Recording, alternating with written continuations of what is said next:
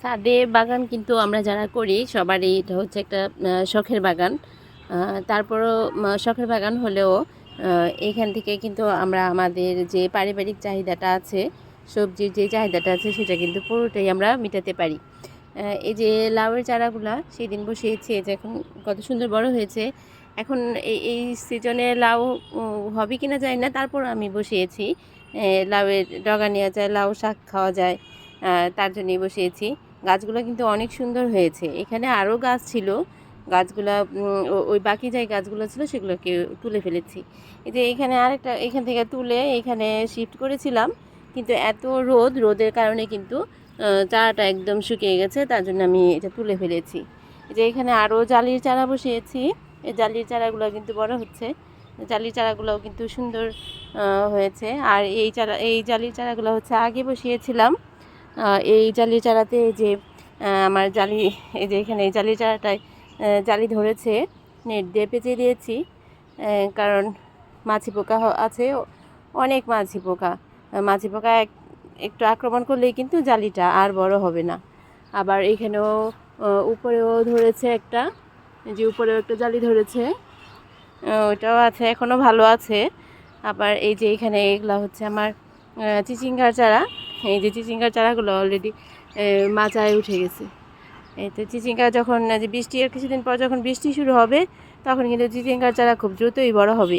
আর বর্ষাতে কিন্তু চিচিঙ্গা, ধুন্দুল, ঝিঙা এগুলো কিন্তু খুবই সুন্দর হয়। আর এই যে ধুন্দুল গাছে কিন্তু নিয়মিত ধুন্দুল হচ্ছে। সেদিন তুললাম, আবার বড় হয়েছে, আবার তুলতে পারবো, তোলার মতো আবার হয়েছে। এই যে এখানেও আছে ধুন্দুল, তারপরে ঝিঙা, এই যে ঝিঙা, তারপরে হচ্ছে যে ঢেঁড়স, সেটা তো নিয়মিতই নেওয়া যায়। এই যে ঢেঁড়স গাছটা, কত সুন্দর ঢেঁড়স গাছটা হয়েছে। এই যে ঢেঁড়স আছে এখানে, যে এই ঢেঁড়স সর্বোচ্চ 3 দিনের মধ্যে কিন্তু একটা ঢেঁড়স বড় হয়ে যায়। তো তখন দেখা যেগুলো তুলে নিয়ে যেতে হয়। এই যে এই ঢেঁড়স গাছটা কত সুন্দর হয়েছে।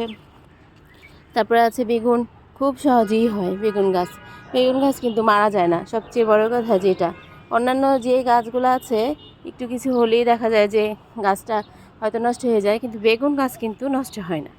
এই যে বেগুন গাছটা কত সুন্দর বেগুন, এই বেগুন বড়গুলো পেরে ফেলেছি, এখন আবার এই যে ছোটোগুলা এগুলো আবার বড় হচ্ছে। এই যে বেগুনের চারাটাও মাশাআল্লাহ খুব সুন্দর হয়েছে বেগুনের চারা। আর এই যে বরবটির চারাগুলো দেখেন, এই যে মাচায় উঠে গেছে।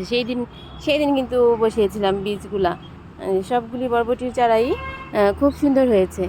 এই যে উপরে সব কয়টা বরবটির চারা কিন্তু বড় হয়ে গেছে।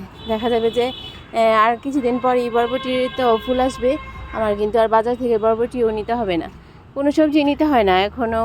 এই যে বেগুন, এগুলো সব নিয়মিত বেগুন নেওয়া যায়। তারপরে ঢেঁড়স নিতে পারছি, ধুন্দুল, ঝিঙা সব কিছুই কিন্তু নিতে পারছি।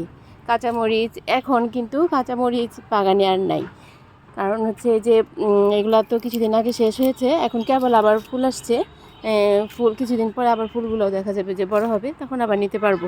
তারপরে হচ্ছে পুঁই শাক, খুব সহজেই কিন্তু পুঁই শাক হয়। পুঁই শাকে দেখা গেছে যে এই বছর আমার গত বছর যে পুঁই শাকের চারাগুলো ছিল সেইগুলো থেকেই, পুঁই শাকের চারা থেকে আবার নতুন চারা, এমনি চারা হয়েছে। যে এইখানে যে পুঁই শাকের যে চারাগুলো আছে, এই চারাগুলো কিন্তু এমনি হয়েছে। এখানে টমেটোর চারা ছিল, সেই টমেটোর চারার ফাঁকে এই পুঁই শাকের চারাগুলো হয়েছে। তো এই জন্য আর ওইগুলোকে তুলে নিয়ে এগুলো এমনি রয়ে গেছে। এই যে করলার চারাটা কিন্তু এমনি হয়েছে। হয়তো যে সবজি পচা পানি, আবার যে ঘরে যে কাটাকুটি যেগুলো আছে সেগুলি যে দেই, তার থেকেও হয়ে যায়। এই যে টমেটো, এটা শীতের টমেটোটা রেখে দিয়েছি, এটাতে ফুল আছে দেখে, তার জন্য রেখে দিয়েছি যে আবার ছোটো টমেটো হচ্ছে। তো বাগানে যারা, বাগান হোক আর বারান্দায় হোক, কেউ যদি ইচ্ছা করে তাহলে কিন্তু তারা সবাই নিজেদের যে অল্প একটু চাহিদা হয় সবজির, সেটা কিন্তু তারা নিজেরাই মেটায় নিতে পারে।